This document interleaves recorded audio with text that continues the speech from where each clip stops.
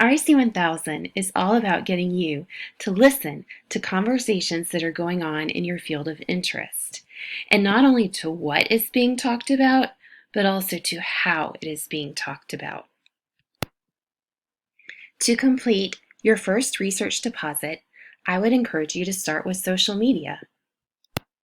In this video, I'm going to talk you through a few professional conversations that I follow, specifically related to the teaching of the English language arts.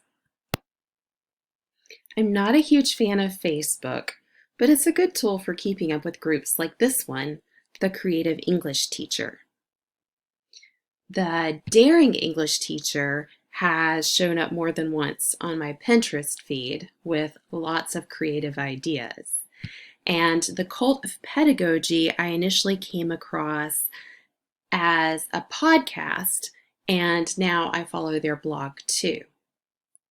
Speaking of podcasts, I recently finished listening to Nice White Parents, which makes a pretty compelling case using the New York City public school system that gifted programs have often been a way of creating and maintaining systemic racism and segregation in public school systems.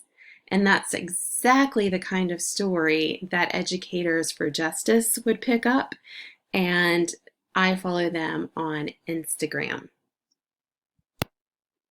And any one of these sites would be a promising place to mine for an article to annotate.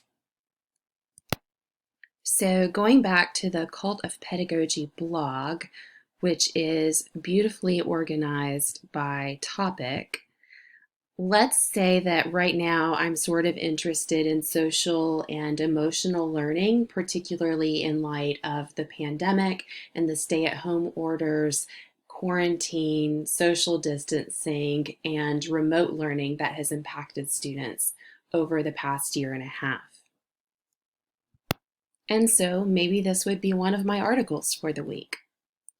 And let's say I'm also really intrigued by this idea of academically gifted programs as a form of systemic racism and segregation. I've done a Google search of that and then come across an article that's in The Atlantic. And that's a credible magazine publication. So maybe this is another source that I want to annotate for this week.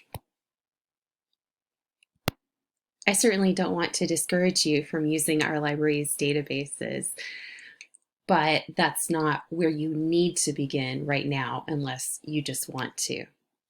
It's not a requirement.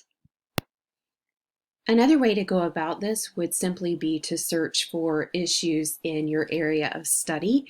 I just added issues in the English language arts, and now I'm thinking that maybe I want to put English language arts in quotation marks so that I search that phrase together. And then just for credibility here, I am going to add a restrictor in that I am going to limit this to sites that are educational in nature. And this might be a good place for me to look for ideas and features to annotate as well. There is no right or wrong in what issues you choose, but it makes sense that they would be topics that resonate with you and that you think are important for you to know more about. So I hope that you learn from this assignment, maybe even have a little bit of fun with it, and of course that you'll reach out if you have further questions.